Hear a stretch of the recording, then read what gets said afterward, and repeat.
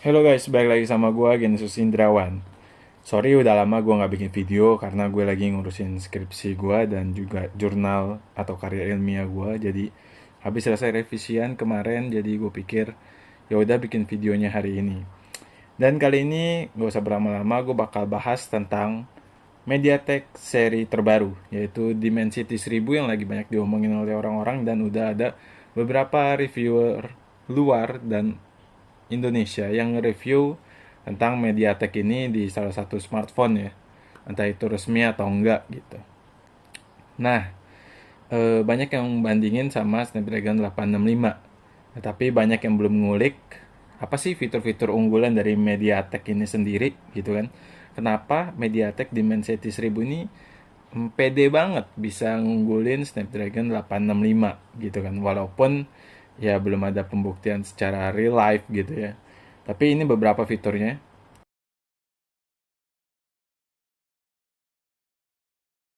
Yang pertama adalah MediaTek 5G Ultra Safe. Jadi dia punya apa, udah pasti sistemnya 5G ya, jadi kalau ada yang pakai chipset ini udah pasti dia bisa dapat 5G, tetapi 5G-nya itu nggak bikin boros. Itulah kenapa namanya ultra safe. Jadi ada sistemnya. Jadi dia bikin walaupun lu downloadnya cepat, tapi dia tetap hemat baterai gitu. Dan juga MediaTek Dimensity sendiri ini ternyata manufakturnya udah sama kayak Snapdragon 865, yaitu 7 nanometer. Wow banget kan, tumben MediaTek ngikutin ketertinggalannya dengan Snapdragon. Nah, terus di samping itu dual 5G SIM. Jadi kalau lu beli handphone yang pakai chipset ini dan handphone itu nyediain dua SIM, dan ternyata keduanya bisa ngaktifin 5G yang di saat yang bersamaan gitu. Dan juga teknologi ini juga nggak boros, walaupun dua-dua SIM-nya itu berada di area 5G, tapi nggak boros, nggak bikin HP lo boros. Baterainya maksudnya. Dan juga di MediaTek ini sekarang udah dikembangin MediaTek Hyper Engine 2.0. Jadi kalau dulu di seri G kan itu udah bagus banget ya, dan mereka udah ada nyediain MediaTek Hyper Engine juga, tapi ini yang versi kedua di versi MediaTek Dimensity, entah itu Dimensity 1000 atau 800. Dan khusus di Dimensity 1000 ini MediaTek Hyper Engine-nya udah 2.0, dan katanya lebih efisiensi lagi dalam penggunaan game ataupun penggunaan real life kehidupan sehari-hari, dan bahkan juga katanya sih latency atau uh, lag-lagnya gitu ya. Maksudnya ada perbedaan perpindahan dalam bermain, kayak misalnya di touchscreen lu lagi main PUBG atau game apapun, Call of Duty, Mobile Legends atau apapun, nah itu per millisecond aja gitu. Jadi nggak bakal berasa banget. Dan dijamin saat bermain itu smooth banget gitu. Dan juga yaitu A77 dan A55. Dan A77 ini ada 4 core-nya, dan A55 ada 4 juga, jadi ada 8 core ya satu chipset itu. Dan A55 ini untuk high efficiency cores. Dan kalau yang A77 untuk yang powerful big cores-nya gitu, untuk yang masalah-masalah ribet yang besar, kayak misalnya lu di home screen lu buka banyak aplikasi, nah itu A77-nya bekerja. Atau lu buka game, nah itu baru A77-nya bekerja gitu. Atau lu lagi download yang butuh kecepatan tinggi, nah itu A77 core-nya bakal bekerja gitu. Dan juga dia pakai GPU-nya pakai ARM Mali G77. Dan ini ada 9 core di ARM Mali G77 ini.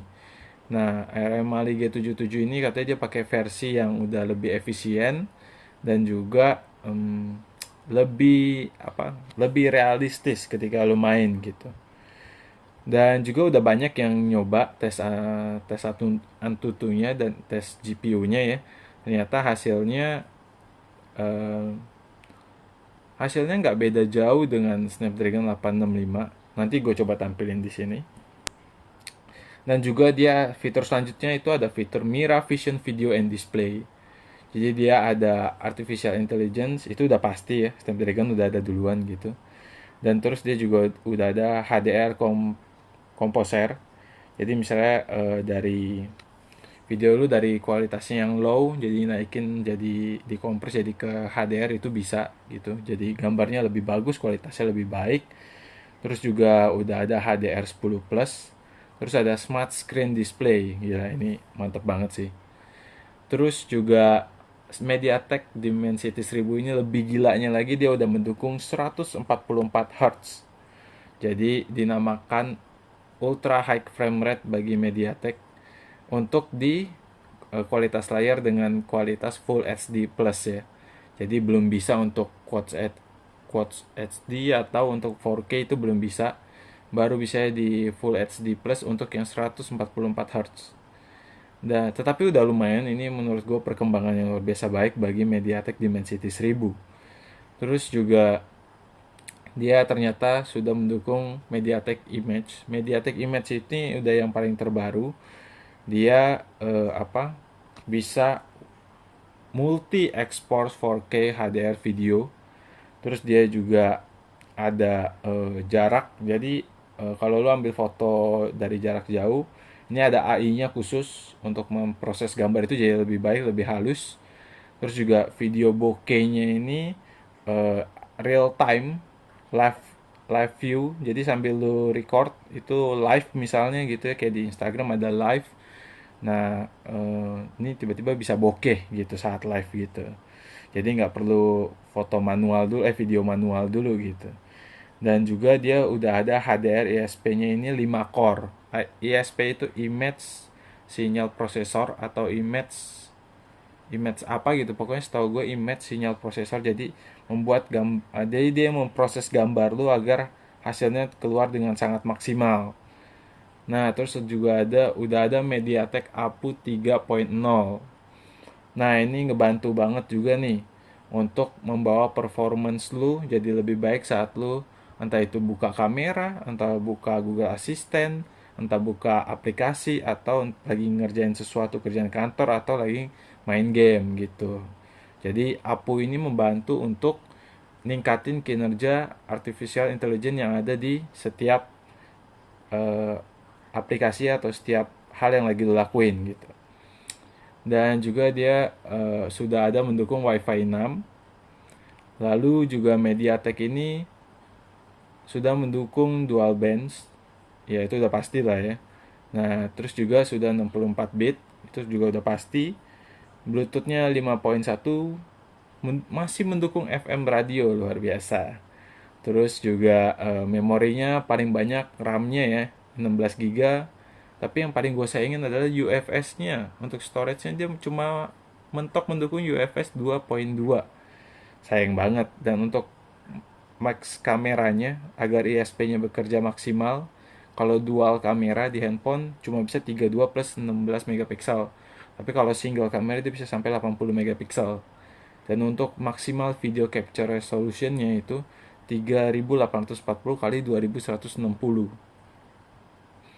Dan juga dia video encodingnya udah mendukung H.264 dan H.265 atau singkatannya HEVC. Ya itu video style format audio terbaru sih. Dan video biasanya memang belum banyak yang mendukung, tapi good job MediaTek udah menyediakan itu. Dan juga perbandingannya dengan Snapdragon 865 adalah di Snapdragon 865 dia ada ya ada 8 core juga, sorry sama. Tetapi beda nih pembagiannya. Kalau 865 itu satu core A77 untuk yang high refresh ya, maksudnya untuk pekerjaan yang high performance gitu segala macam, dan 3 core untuk seri menengah kayak lagi ngerjain kerjaan kantor, banyak tab, banyak home gitu. Ada 3 core-nya dan 4 core-nya untuk yang low performance gitu. Dan ini udah pasti pakai GPU Adreno 650 buatan Qualcomm sendiri. Dan juga AI-nya juga udah ada. AI-nya pakai prosesor dia sendiri juga ya, Hexagon 698, dan ada satu lagi tambahan Hexagon Tensor Accelerator. Nah, dan yang paling hebatnya lagi, Snapdragon 865 ini dibanding MediaTek Dimensity 1000 ini adalah dia mendukung 200 megapiksel untuk satu kamera. Misalnya di smartphone ada yang mau keluarin smartphone tapi dengan satu kamera pakai Snapdragon 865 bisa pakai sampai 200 megapiksel. Tapi kalau untuk dual kamera maksimal di 24 megapiksel dan iya 24 megapiksel doang masing-masing gitu. Nah, terus juga udah ada zero shutter lag. Keren banget kan? MediaTek belum ada tuh. Nah, terus juga video capture-nya ternyata sayang banget MediaTek Dimensity walaupun chipsetnya udah pakai nanometer terbaru dan fitur-fitur terbaru tapi cuma mentok mendukung 4K Ultra HD ya, 4K itu 60 fps. Dan Snapdragon 85 udah mendukung 8K 30 fps dan menurut gua fitur ini emang belum kepake-pake banget sekarang tapi fitur ini sangat menjanjikan kalau lu pengen ngerekam dan pengen upload ke berbagai sosial media atau pengen lu tonton lagi itu kayak real banget gitu nyata dan lebih halus.